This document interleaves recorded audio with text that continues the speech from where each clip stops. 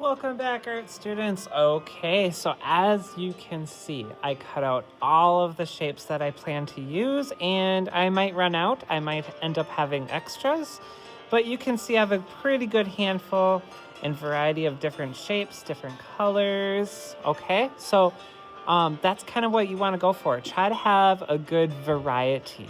Small shapes, large shapes, different shapes. Have a good variety going for yourself so you have more choices available to you. Okay? All right, so I'm going to set all my shapes off to the sides. Get out of here, shapes. We'll come back to you in a second. Let's talk about space. The white paper, that is called negative space. All of my construction paper that I'm about to use, that's the positive space. And I want your goal to be to make a balanced composition. That word composition is a fancy word for organized. Okay, so you're going to organize your shapes in a second here on your negative space background. The relationship between the two is important. Okay? If you see that there's too much weight in one area, maybe you have to counterbalance it a little bit over here to kind of draw the visual weight from over here to a little bit over here so that you're kind of experiencing a balance between the two areas of your artwork. Okay, that's called asymmetrical balance.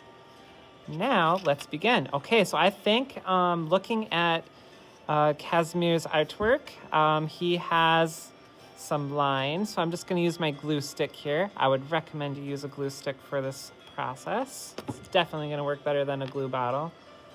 But if that's all you have is a glue bottle, hey, I'm sure that will work out fine too. All right, so I'm going to glue my first shape. Oh, I'm excited. Kind of starts it all off. All right, I'm going to put this right about here. I just picked a random spot.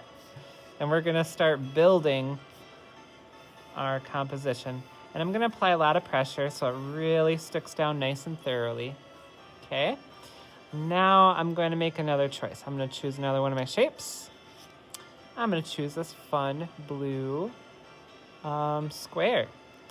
And I also want to point out that Kazimir's compositions, they usually kind of felt like they were floating in space.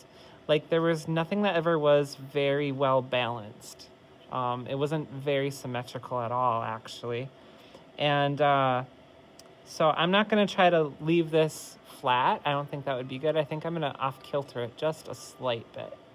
It sounds to me like something that Kazimir would think about himself, is trying not to make it look too equal and trying to rather so make it look a little bit more unbalanced. Okay, so we have that there. Then we're going to use this blue circle. Notice I overlapped.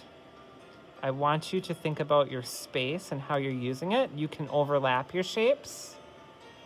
And every time I place something, it's drawing my attention to or from my negative space. Pay attention and be very watchful of your negative space as you begin to lose it to the positive space. For example, if I put this circle way up here in the corner, it's kind of a dark color blue. It's kind of, my focus is no longer just here. It now has this to deal with. So my eyes are kind of busy almost in two areas of my work. See how dramatic that is? If I take this and this, and if I'm showing repetition, notice it's the same shape repeated twice. That can draw emphasis through interest, meaning people are interested in things that repeat. They try to naturally want to look at patterns. So I think I'm going to put this towards the end because that's kind of a fun detail. Just kind of voicing my strategy as I go along here. I'm just going to try something different. I'm going to randomly start gluing some shapes down. Now, some of your shapes might have a little bit left of some pencil markings, like left around where you cut it out. That's probably the side I would recommend that you glue down to the paper. It just looks nicer when there's no pencil markings on your shapes. It looks more clean cut edge, if you will. Okay, so we have that there. Maybe we'll do, you know what, I think we need a line. I think I'll do a line like this.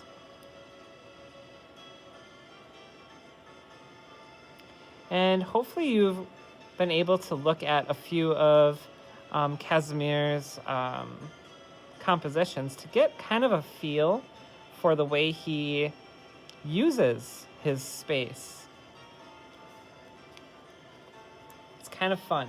I think he really mastered his space very well. Oh, I have a very large shape I'm about to put in here.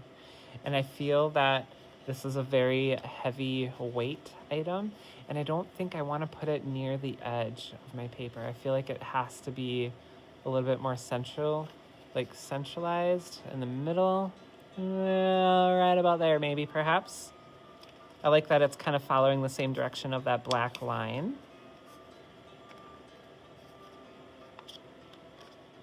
And so forth. So I'm going to continue gluing down some shapes into my composition. And once I get farther along, I'll come back to you in my next video and kind of explain some of the big decisions I made after it's kind of put together pretty well. I'll see you in the next video.